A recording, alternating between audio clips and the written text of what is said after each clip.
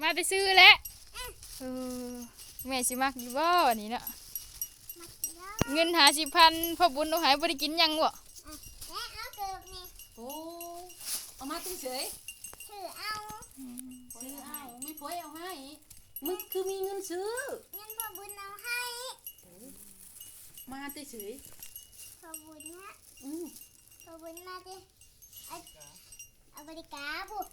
นี่กะเฮินนะ 50พุ่นน่ะ50บ่นี่ฮะ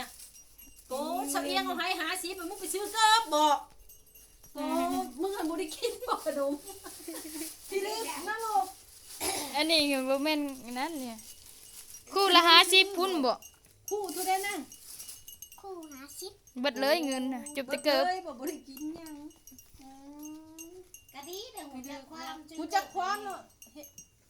เฮ็ดได้จังซื้อมาให้แม่ฮะ แล้วให้ยาบ้าพาไปซื้อ โอ้เสะเอียงเอาให้แล้วไป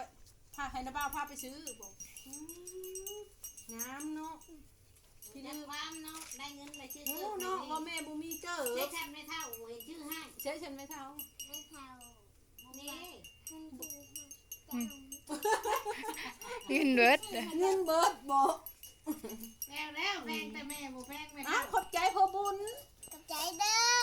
ขอบใจเด้อพ่อบุญเอ้ยเบิ่งแน่ได้เงินเสะเอียงเอาให้50ว่ะลักไปซื้อเกิบให้แม่ว่ะมึงแน่เห็นแม่บ่มีเกิบใส่ มันก็ฮู้จักแม่ซื้อ หูจักเนาะอยากให้แม่เนาะเบิ่งใส่ พอดีนี่ ใส่ มันก็เอาสีงามได้เนาะ เอาสีงามได้เนาะมันเด้ พอดี ว่า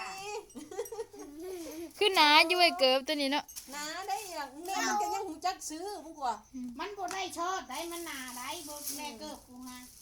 กินได้ปีนึงแขกจะตั้งอยู่ในนี้บ่ได้ยืดบ่ได้ยาน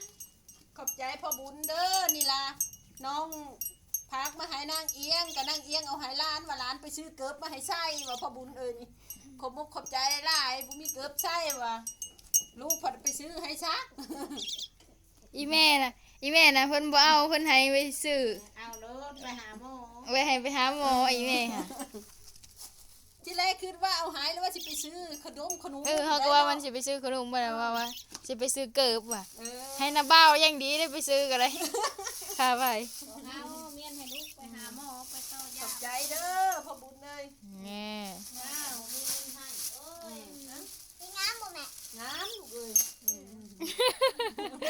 เฮาหาซื้อให้เจ้าได้นี่ หาเงินซื้อว่ะ ตั้งใจซื้อให้เจ้า บ่ลูกบ่อยากชื่อขนมแม่อยากชื่อเกิบให้เจ้า เออ เจ้าบ่มีเกิบใช้ อีนางเห็นบ่แม่บ่มีเกือบใช่ น้ำกับปักตีนเลย